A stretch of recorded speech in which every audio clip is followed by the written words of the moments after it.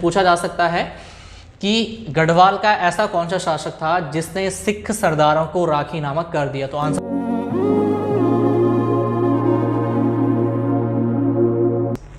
नमस्कार दोस्तों, हमारे YouTube चैनल पर आपका स्वागत है। मेरा नाम आशीष रावत है। मैं PR के स्टडी पॉइंट में सीनियर फैकल्टी हूँ। दोस्तों, हम उत्तराखंड पढ़ रहे थे। उत्तराखंड में गढ़वाल हम पढ़ रहे थे। गढ़वाल में परमार शासकों ने शासन किया। तो परमार शासकों में हम जो पढ़ेंगे आज की क्लास में वो है 53वां शासक, जिनका नाम जयकीर्ति शाह था। 1780 से 1786 तक इनका कार्यकाल रहा है। तो इनको पढ़ने से पहले जो हमने लास्ट की क्लास में 2 शासक पढ़े थे उनको रिवाइज कर लेते हैं। तो लास्ट क्लास में हमने जो 51वां शासक पढ़े थे उनका नाम था प्रदीप शाह। प्रदीप शाह के बारे में मुख्य बात यह थी कि ये गढ़वाल के एकमात्र शासक थे जिन्होंने कुमाऊं के किसी शासक के साथ मिलकर के युद्ध किया था, किसी अन्य सेना के साथ। तो जब यहाँ पर प्रदीप शाह शासन कर रहे थे गढ़वाल में, तो इस दौरान कुमाऊं में कल्याण चंद थे। कल्याण चंद, तो कल्याण चंद पर रोहिलाओं ने आक्रमण कर लिया था। रोहिला जो एक रियासत से बिलोंग करते थे, नाम था रोहिलखंड, जो वर्तमान के उत्तर प्रदेश में पड़ती थी। तो जब कल्याण चंद पर रोहिलाओं ने आक्रमण किया तो वो सहायता मांगने जाते हैं गढ़वाल में शासक थे उस टाइम पीरियड पर प्रदीप शाह। तो ये दोनों मिलकर के मतलब कि गढ़वाल और कुमाऊं की संयुक्त सेना मिलकर के रोहिलों पर आक्रमण करती है। संयुक्त सेना के होने के बावजूद ये दोनों हार जाते हैं और रोहिले जीत जाते हैं। तो उसके बाद रोहिले कल्याण चंद से कुछ मुआवजा मांगते हैं युद्ध के एवज में।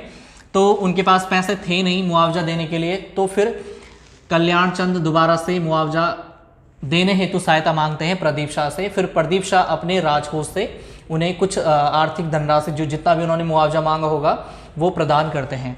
उसके बाद हम 52वां शासक जो हमने पढ़ा था वो पढ़ा था ललित शाह।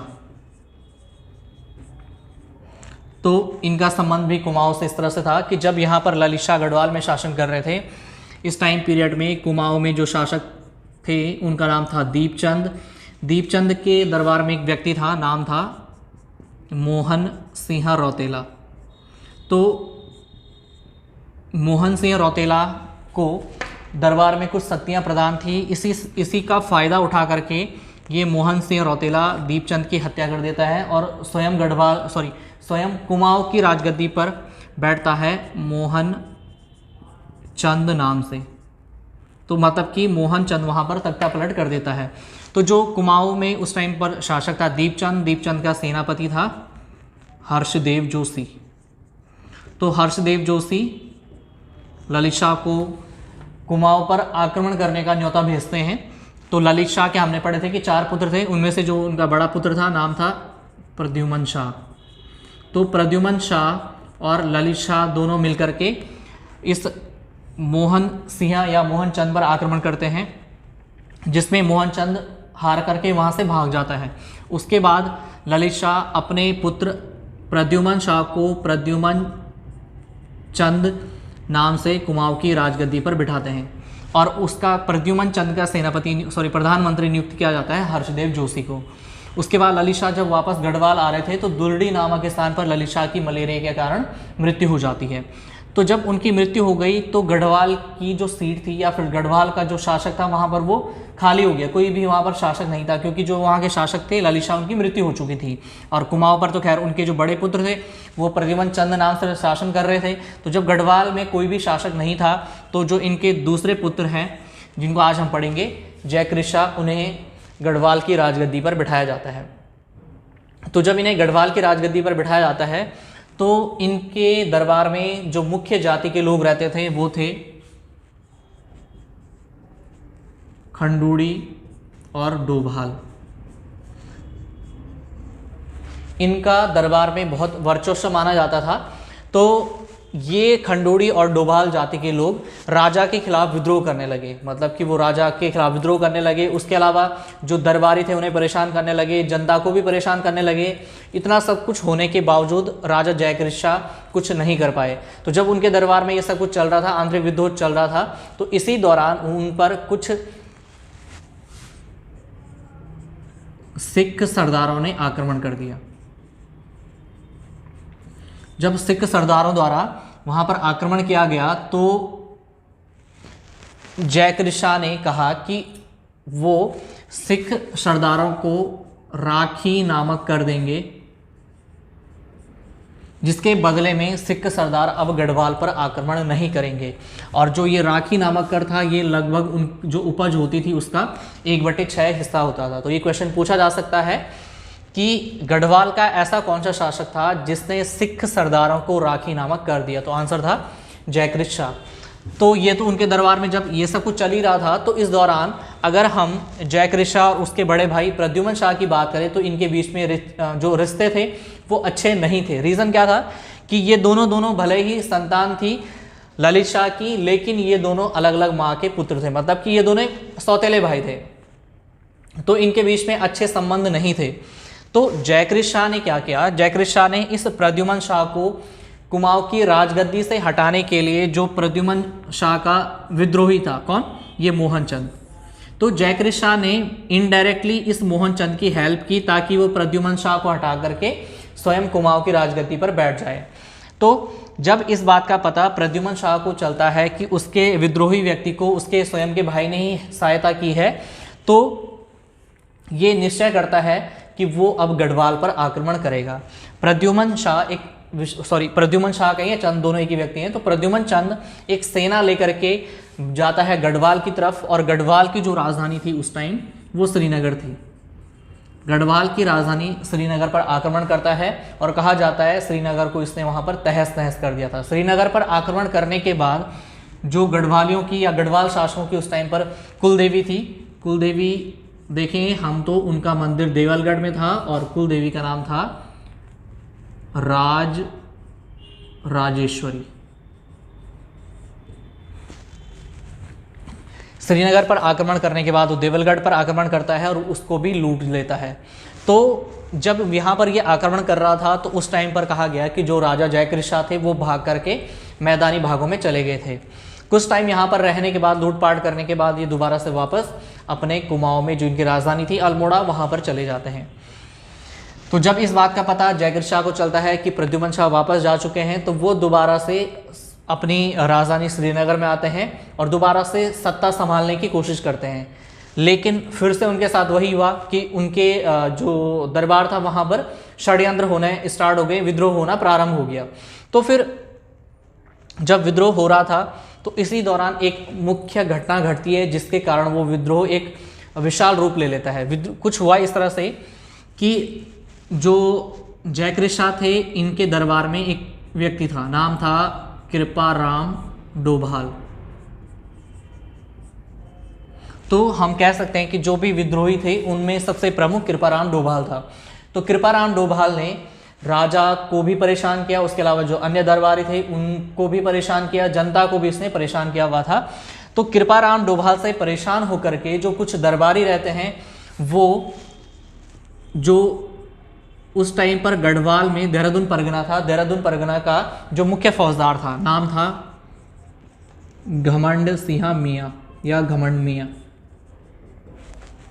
घमंड मियाँ भी एक विख्यात व्यक्ति था। तो वो दरबारी देहरादून से घमंड मियाँ को बुलाते हैं ताकि वो कृपाराम डोभाल के अत्याचारों से उन्हें मुक्त करवा सकें। घमंड मियाँ देहरादून से श्रीनगर में आते हैं और कहा जाता है कि जब वो श्रीनगर में आए तो उस टाइम पर वहाँ राजा जयकृत शाह का दरबार चल रहा था। दरबार में कृपाराम डोभाल भी मौजूद था। तो घमंड मियाँ ने भरे दरबार में राजा के सामने इस कृपाराम डोभाल का सर कलम कर दिया था, सर काट दिया। तो जब उसका सर काट दिया गया था तो जनता के बीच में और ज़्यादा विद्रोह उत्पन्न हो गया कि एक राजा के सामने किसी एक दरबारी ने राजा के ही दूसरे दरबारी की हत्या कर दी, तो क्या राजा इतना कैपेबल भी नहीं है। तो विद्रोह और ज़्यादा भड़क उठा और ऊपर से जो कृपाराम था वो डोभाल जाति का था और हमने पहले भी देखा था कि भाई गढ़वाल में डोभाल जातियों का वर्चस्व था उस टाइम पर। तो विद्रोह और ज़्यादा, इस घटना के कारण विद्रोह और ज़्यादा भड़क गया और घमंड मियाँ ने क्या किया कि राजा के सरकारी राजकोष को भी लूटा, वहाँ से धन संपदा निकाली और कहा, और कहते हैं कि जो पैसा वहाँ से निकाला गया उन सैनिकों को दे दिया गया जिनके लंबे टाइम से वेतन रुकी हुई थी, वेतन नहीं दिया जा रहा था उन्हें। तो जब वो वेतन उन्हें दे दिया गया, उसके बाद घमंड मियाँ वापस से देहरादून परगने में चला जाता है। तो जब विद्रोह ज़्यादा हो गया उसके बाद जो राजा जयकृत शाह थे, अपने कवि कह सकते हैं हम, मौलाराम या दरबारी भी थे उनके, ये मौलाराम को बुलाते हैं और मौलाराम को कहा जाता है कि वो सिरमौर रियासत के शासक, और उसके शासक थे उस टाइम पर जगत प्रकाश, कि मौलाराम सिरमौर रियासत के शासक जगत प्रकाश को एक पत्र लिखें जिसमें लिखा जाए कि जगत प्रकाश गढ़वाल के शासक जयकृत शाह की सहायता करें। तो जगत प्रकाश अपनी सेना लेकर के गढ़वाल में आते हैं, गढ़वाल में श्रीनगर में आते हैं, और श्रीनगर में आने के बाद वो सर्वप्रथम जब वो देहरादून से श्रीनगर की तरफ आ रहे थे तो उनका जो सबसे पहला मुकाबला जो होता है वो इस घमंड मियाँ के साथ होता है, और जगत प्रकाश की सेना घमंड मियाँ का वध कर देती है। घमंड मियाँ यहाँ पर मारा जाता है। तो इस तरह से जो मुख्य व्यक्ति थे जो विद्रोह करते थे, कृपाराम डोभाल वो भी मारा जा चुका था, घमंड मियाँ भी मारा जा चुका था। वहाँ से वो विद्रोहियों का दमन करते हुए श्रीनगर राजधानी तक पहुँचते हैं, और श्रीनगर राजधानी में जो राजा खिलाफ षड्यंत्र रच रहे थे उन्हें जेल में बंदी बना दिया जाता है, और उसके बाद वो सब कुछ राज्य में ठीक कर देते हैं। और जब सब कुछ राज्य में सही हो जाता है उसके बाद जो जगत प्रकाश है दोबारा अपनी रियासत सिरमौर में चले जाते हैं। जब सब कुछ यहाँ पर ठीक हो गया उसके बाद जो राजा जयकृत शाह थे, जयकृत शाह अपने परिवार के साथ अपनी कुलदेवी के मंदिर में जाते हैं, और कुलदेवी के मंदिर था देवलगढ़ में, जो हम पहले भी पढ़ चुके हैं। देवलगढ़ कुलदेवी का नाम था राजराजेश्वरी। तो वो अपने परिवार के साथ देवलगढ़ चले जाते हैं, और जब वो देवलगढ़ चले जाते हैं उनके दरबार में से कोई व्यक्ति, यह सूचना कि राजा अभी दरबार में नहीं है, राजधानी में नहीं है, उनके सौतेले भाई प्रद्युमन शाह तक पहुंचा दी जाती है किसी व्यक्ति द्वारा। जब प्रद्युमन शाह या प्रद्युमन चंद को इस बात का पता चलता है तो वो दोबारा से अपनी भूतपूर्व राजधानी श्रीनगर पर आक्रमण करता है।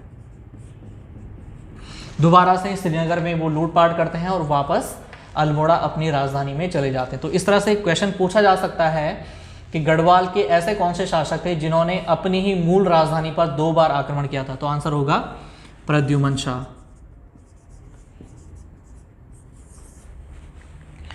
तो राजधानी में जब लूट करके वापस अल्मोड़ा चले जाते हैं तो उसके बाद दोबारा से जयकृत शाह राजधानी आते हैं और कोशिश करते हैं कि वो अपनी सत्ता की बागडोर दोबारा से संभाल सकें, लेकिन यहाँ पर फिर उनके साथ वही होता है, विद्रोह दोबारा से राज्य में उत्पन्न हो जाता है। और कहा जाता है जयकृत शाह के जो सबसे विश्वास पात्र व्यक्ति थे नाम था धनीराम। धनीराम भी राजा जयकृत शाह के साथ विश्वासघात करते हैं, जिससे राजा बड़े क्षुब्ध हो जाते हैं, परेशान हो जाते हैं और वह चले जाते हैं देवप्रयाग में। देवप्रयाग में जाते हैं, वहाँ का जो प्रसिद्ध मंदिर है भगवान राम का नाम है रघुनाथ मंदिर, यहाँ पर चले जाते हैं। तो जब ये यहाँ पर जाते हैं तो कहा गया देवप्रयाग में जिस दिन वो गए थे उसके चौथे दिन उनकी मृत्यु हो जाती है। कुछ लोगों के अनुसार उन्होंने सुसाइड कर लिया था, कुछ लोगों के अनुसार वो खुद ही मर गए थे। तो ये क्वेश्चन भी पूछा जा सकता है कि गढ़वाल के किस शासक की मृत्यु देवप्रयाग में हुई थी। तो आंसर होगा जयकृत शाह। और डॉक्टर अजय रावत के अनुसार जब इनकी मृत्यु हो गई तो इनकी जो 4 रानियां थी वो भी सती हो गई थी।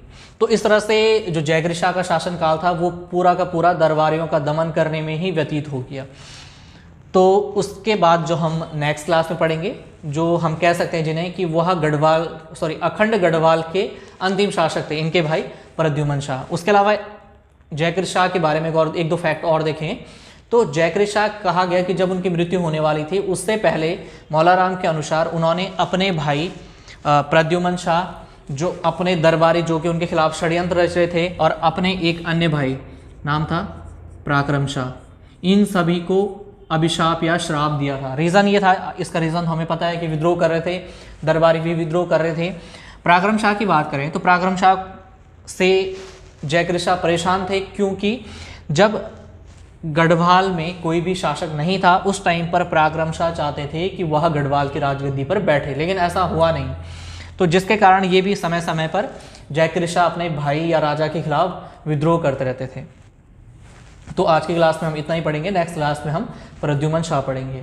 उसके अलावा दोस्तों, जिन बच्चों ने अभी तक हमारा टेलीग्राम ग्रुप ज्वाइन नहीं किया है तो नीचे वीडियो के लास्ट में डिस्क्रिप्शन में हमारे टेलीग्राम ग्रुप का लिंक दिया गया है, आप वहां से टेलीग्राम ग्रुप ज्वाइन कर सकते हैं। तो दोस्तों, अगर आपको हमारी क्लासेस समझ में आती हैं तो हमारे चैनल को लाइक, शेयर और सब्सक्राइब जरूर करें।